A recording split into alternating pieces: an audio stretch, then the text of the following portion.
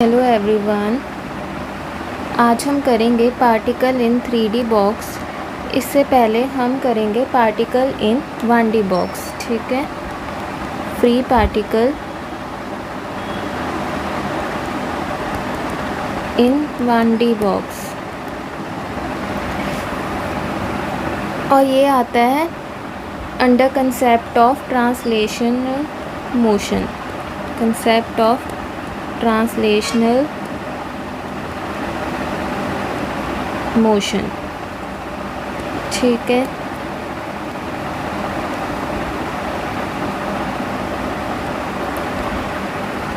सबसे पहले हम कंसिडर करेंगे a box of length from x is equal to 0 to x is equal to a। ठीक है, और जो ये बॉक्स हमने कंसिडर किया है उसकी इन्फिनाइटली हाई वॉल्स हैं। ठीक है, ये जो वॉल्स है बहुत बहुत लंबी हैं। तो इसकी स्टेटमेंट क्या होएगी? Consider particle moving in 1D box of length a with infinitely high walls। ठीक है, और हम कंसिडर करेंगे let v is equal to 0 means potential is equal to 0 inside box for sake of convenience.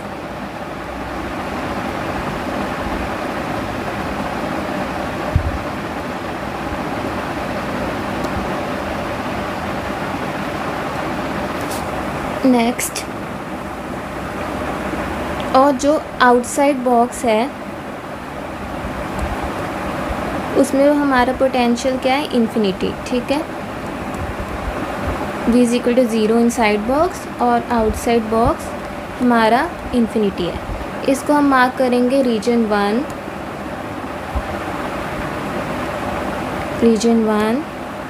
इसे reason 2 और इसे reason 3।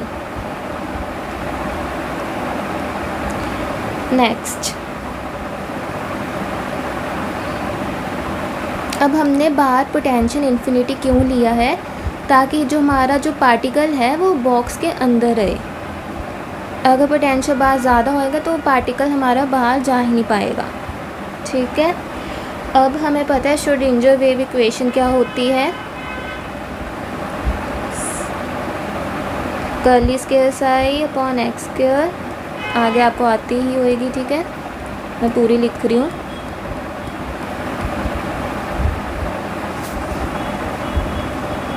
Plus 8 pi square m upon h square e minus V psi is equal to 0।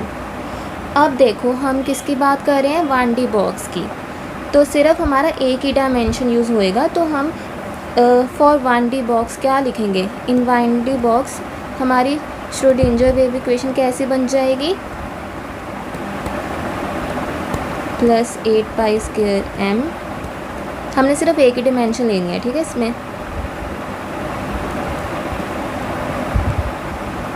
अब next ये हमारी 1D box के लिए क्या होगी? श्रोडिंगर वेव इक्वेशन तैयार होगी। अब हमने इन रीजन 1, 2, 3 करके पुट करना है। ठीक है, रीजन 1 में क्या था? v is equal to infinity. सबसे पहले हम पुट करेंगे v is equal to infinity. In region 1 v is equal to infinity.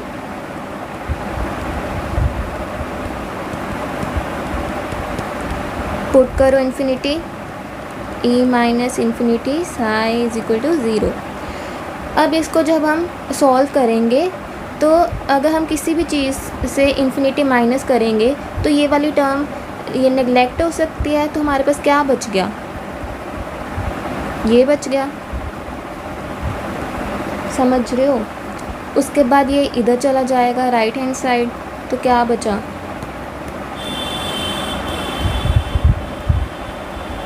Sorry, इधर क्या था? इन्फिनिटी। अब साई क्या बन गया?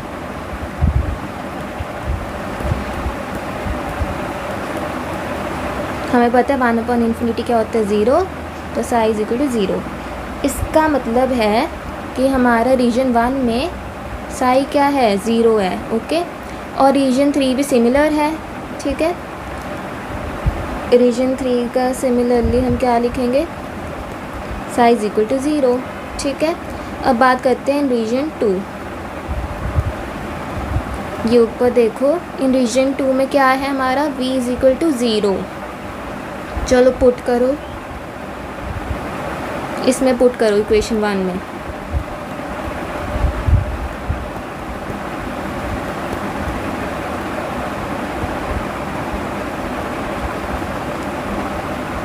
सॉरी, ये इक्वेशन 1, इसमें पुट करो।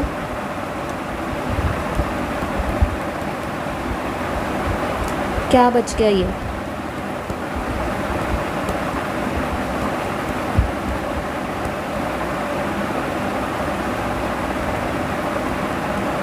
ओके।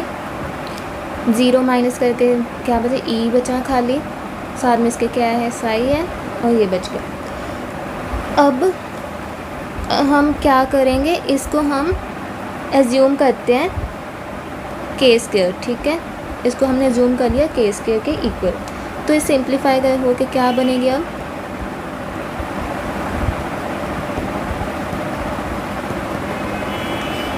अब ये जो हमारी इक्वेशन बनी, इक्वेशन 2, ये है सेकंड ऑर्डर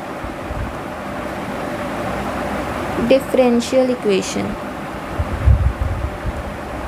ठीक है, तो इसका सोल्यूशन क्या है, ये आपको solution as it is learn करना है। Solution of this equation is psi is equal to a sine के X plus B cos K x. अब हम इस इक्वेशन को कैसे सॉल्व करेंगे, to solve this equation we will use boundary condition।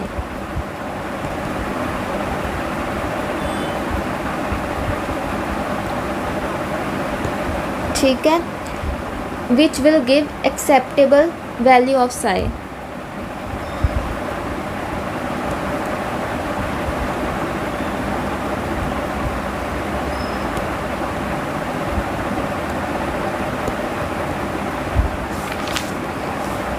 अब हम बाउंड्री कंडीशन कैसे यूज़ करेंगे, पहले हम क्या अप्लाई करेंगे, first boundary condition. Applying first boundary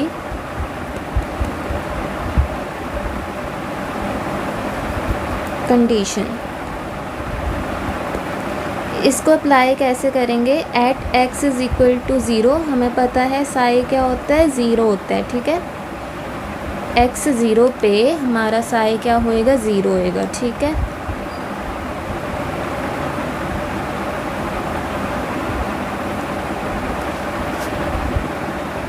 फिर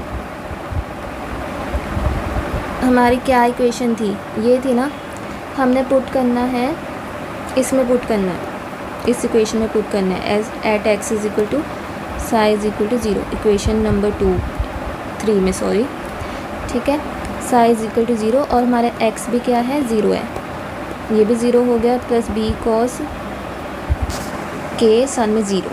हमें पता है साइन 0 क्या होता है, 0, तो ये पूरा 0 टर्म। उसके बाद कॉस 0 क्या होता है, 1, तो ये एज इट इज़ लिखेंगे, तो हमारा b क्या आ गया, 0 आ गया। उसके बाद हम इसको किस में पुट करेंगे, put this value of b in equation 3। ठीक है, इस वाली इक्वेशन में पुट करना है। तो जब हम पुट करेंगे तो b 0 हो गया, तो हमारे पास क्या बच गया, सिर्फ ये वाली टर्म a साइन के एक्स। अब इसके बाद हम अप्लाई करेंगे second boundary condition. Apply second boundary condition.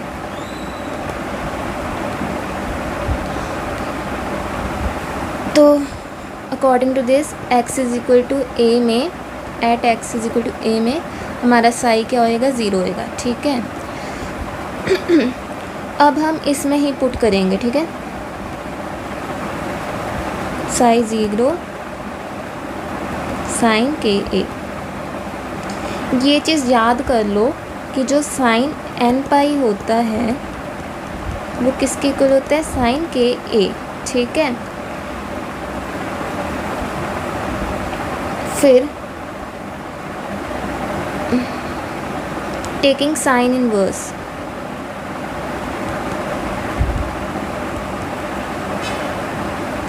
At both sides,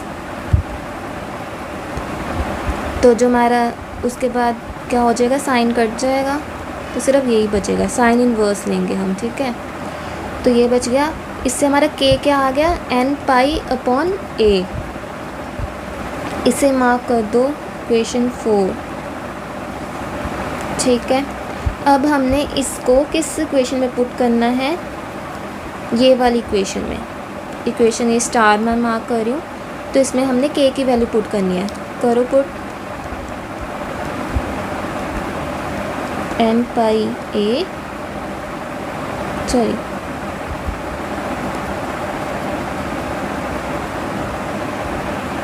N pi upon A to X, ठीक हो गया। उसके बाद जो हमारा n हो सकता है ना, वो सकता है 1 2 3, हमारा n कभी भी 0 नहीं हो सकता, ठीक है, सो ऑन। उसके बाद हमें पता है के स्क्वायर हमने किसके इक्वल एज्यूम किया था, इधर देखो 8 pi square M E upon H square K square assume किया था ना, इसको इधर लिखो, K square is equal to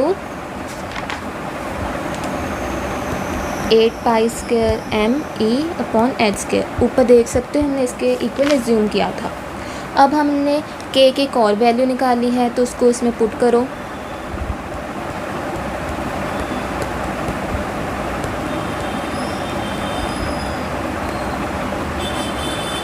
pi square cut गया दोनों साइड से, ठीक है। उसके बाद क्या बचा, E is equal to, shift करो,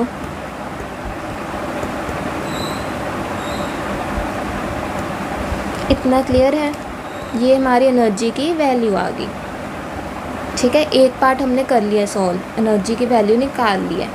अब हम क्या करेंगे, वेव फंक्शन की वैल्यू निकालेंगे, हम अपने साई की वैल्यू निकालेंगे। उसको निकालने के लिए हम क्या करेंगे, नॉर्मलाइजेशन ऑफ वेव फंक्शन,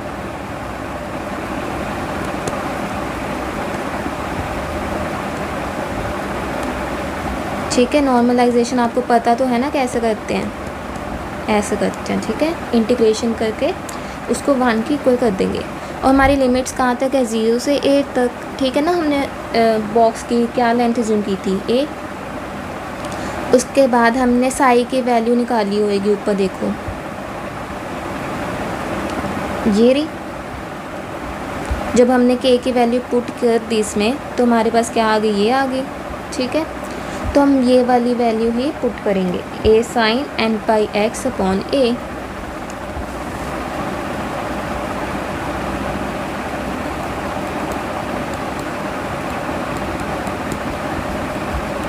ये 2 बार है ना, तो मल्टीप्लाई हो, साई स्क्वायर है ना, साथ में क्या है, डी एक्स लेंगे, ठीक है। उसके बाद इज इक्वल टू 1, इंटीग्रेशन 0 से a तक हो गया। अब कांस्टेंट बाहर आ जाता है, तो क्या बच गया अंदर, ठीक है, स्क्वायर ही कर दिया हमने इधर, फिर D X is equal to 1। अब आपको ये फॉर्मूला पता होना चाहिए, जो cos 2 थीटा होता है वो इक्वल होता है 1 माइनस 2 साइन स्क्वायर थीटा। फिर साइन स्क्वायर थीटा को हम कैसे निकालेंगे, कॉस के सॉरी ये उधर चला जाएगा, तो इधर क्या बच गया, 1 माइनस cos 2 थीटा, और इसके साथ क्या था, 2 था, तो अपॉन 2, ठीक है। अब इसको हम यूज़ करेंगे, ये आ गया 1 माइनस cos 2 थीटा, थीटा हमारा इधर क्या है, ये है N pi X upon A D X is equal to 1, और इधर 2 भी तो है नीचे, तो ये 2, ठीक है। उसके बाद इसको क्या करेंगे, अलग अलग 2 को हम पहले बाहर ही निकाल देंगे। उसके बाद अंदर क्या हो रहा है, पहले इसकी डिफ्रेंशिएशन होएगी, ठीक है। इसको ये जो है ना ये ब्रैकेट में है और साथ में बाद dx है, ऐसे होएगा। फिर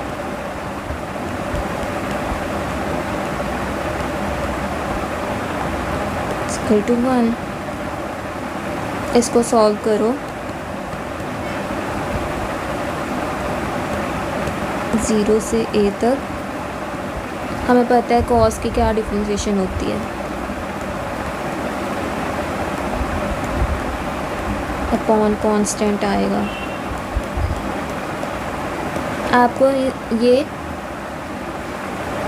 इंटीग्रेशन के फॉर्मूला पता होने चाहिए, ठीक है, गलत नहीं करने, याद कर लो।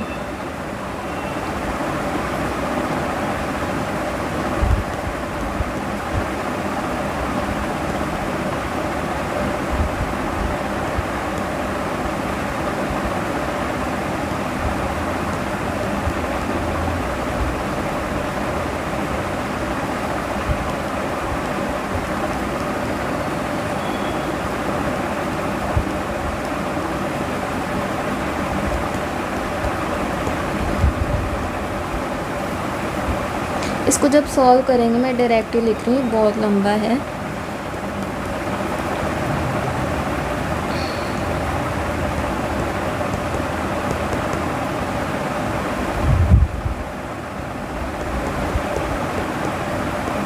ये आएगा। आप चाहे डायरेक्ट ये वाला रिजल्ट याद कर लो, ठीक है। तो हम साई क्या था हमारा, ये था a sin n pi x upon a। अब a की वैल्यू पुट कर दो,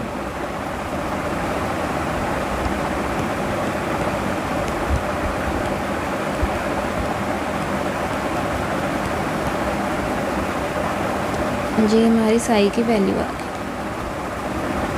नेक्स्ट हम ड्रॉ करेंगे एनर्जी लेवल डायग्राम।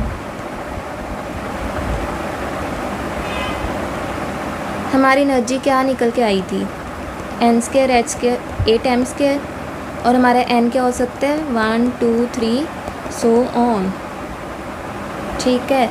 जब हमारा n इज इक्वल टू 1 है तो हमारी एनर्जी क्या आएगी, h square upon 8m square. अगर n हमारा 2 है तो हमारी एनर्जी क्या आएगी 4 h square upon 8m square. उसके बाद 3 पे क्या आएगी 9h square upon 8m square, so on. तो हम डायग्राम बना सकते हैं ना ऐसे ही, देखो n इज इक्वल टू 1 2 3 4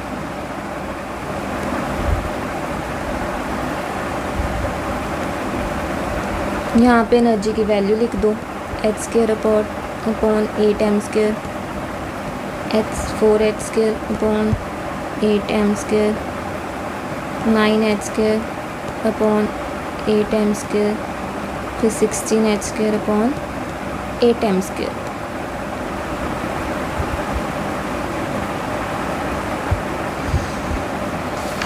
उसके बाद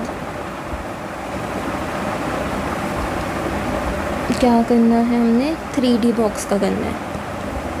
अभी हमने 1D बॉक्स किया था। जो 3D बॉक्स है हम जूम करेंगे,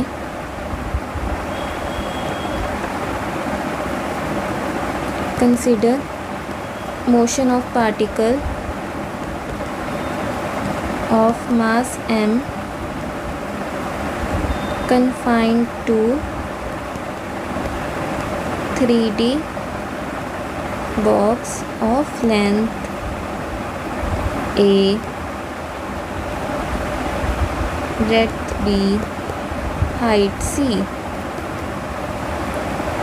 अब इसके लिए श्रोडिंगर वेव इक्वेशन क्या हो जाएगी,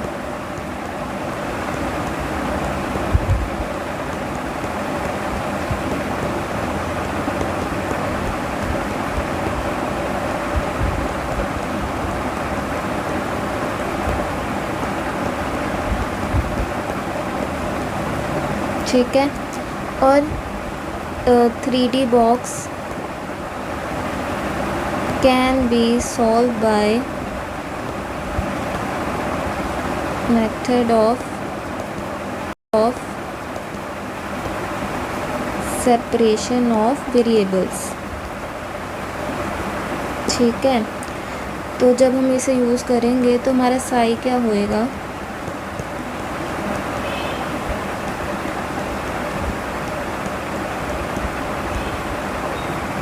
तो हम डायरेक्ट लिख सकते हैं साई एक्स क्या होएगा, ये इसको आपको याद ही करना पड़ेगा, बी अपॉन एन वाई, ये डायमेंशंस होती है ना, ठीक है, एक्स वाई जेड, इतना तो पता है ना आपको। फिर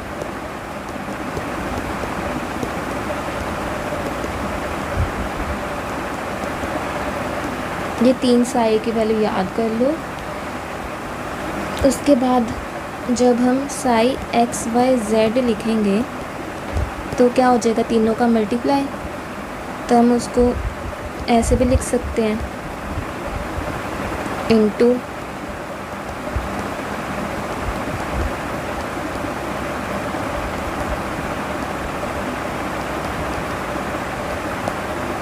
इंटू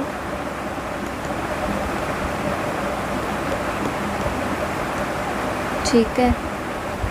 उसके बाद हम एनर्जी कैसे लिखेंगे, एनर्जी हमेशा ऐड होती है,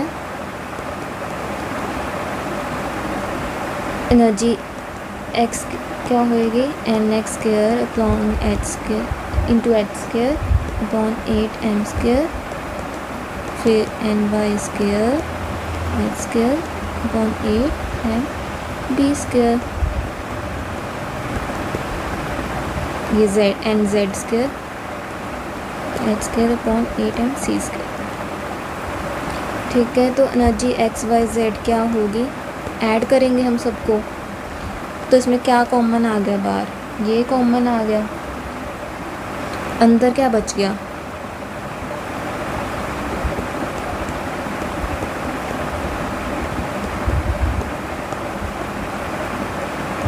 ये बच गया अंदर। अगर हमारे पास क्यूबिक बॉक्स है तो हमारा A is equal to b is equal to c हो जाएगा, तो हमारी एनर्जी क्या होएगी, 8m इज स्क्वायर।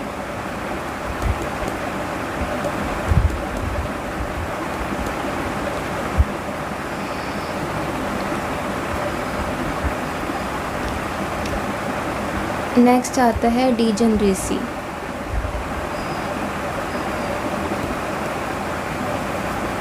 इसका मतलब होता है number of levels having same energy.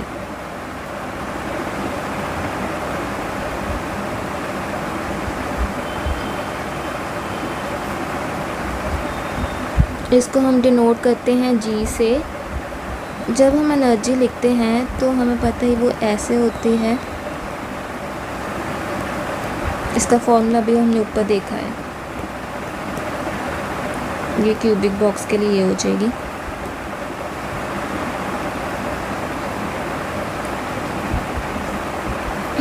अगर हमारी nx भी 1 है, ny भी क्या है 1, nz भी क्या है 1, तो एनर्जी हमारी क्या आएगी 3h square upon 8m square. और दूसरी पॉसिबिलिटी क्या होगी, हमारा nx 1 है, ny 1 है और nz क्या है 2, या फिर ये हो सकता है, या 1 1 2 हो सकता है, या 2 1 1 हो सकता है। तो इसमें हमारी एनर्जी की वैल्यू क्या आएगी, ऐड करके देख लो, ये आएगी। तो बस हम इसका ही एक डायग्राम बना सकते हैं। ये देखो, सबसे पहले क्या हमने पॉसिबिलिटी ली थी, तीनों क्या है 1 1 है, तो इसके कॉरस्पॉन्डिंग एनर्जी क्या थी, ये थी। उसके बाद हमने 3 पॉसिबिलिटीज़ की थी, एक ये, एक ये, एक ये, ठीक है। तो उसके कॉरस्पॉन्डिंग क्या बनेंगे, 3 ऐसे डीजनरेट लेवल बनेंगे। फर्स्ट की डीजनरेसी 1 थी, इसकी क्या है, 3 है, 1 1 2 1 2 1 2 1 1। अब आगे देखोगे तो उसकी कितनी पॉसिबिलिटी बनेगी, या तो 2 2 1 हो गया, या 2 1 2, या 1 2 2। ठीक है, इसकी वैल्यू थी 6h² अपॉन 8m², इसकी हो जाएगी 9h² और 8m²। सिमिलरली आगे लेवल्स बनते जाएंगे, इधर बन जाएगा 3 1 1 1 3 1 1 1 3। इसकी डीजनरेसी 3, इसकी भी कितनी है, 3, और इसके कॉरस्पॉन्डिंग क्या है एनर्जी की वैल्यू 11h² अपॉन 8m²। उसके बाद एक और लेवल बनेगा जिसमें क्या पॉसिबिलिटी होएगी, सारे ही क्या है, 2 2 2 है, तो इसकी डीजनरेसी 1 आएगी और इसके कॉरस्पॉन्डिंग एनर्जी होएगी 8h² अपॉन 8m²। ठीक है, 3D बॉक्स में बस इतना ही था। Thank you so much.